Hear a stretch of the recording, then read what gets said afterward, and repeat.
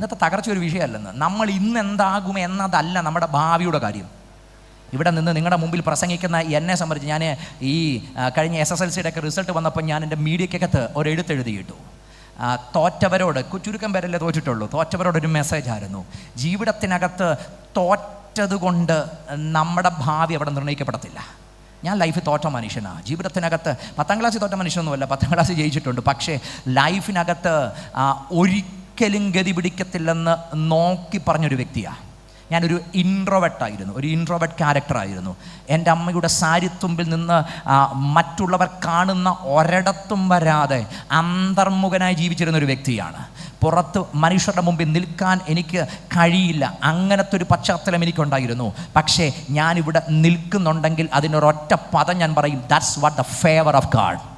അതാണ് ദൈവത്തിൻ്റെ ഫേവർ എന്ന് പറയുന്നത്.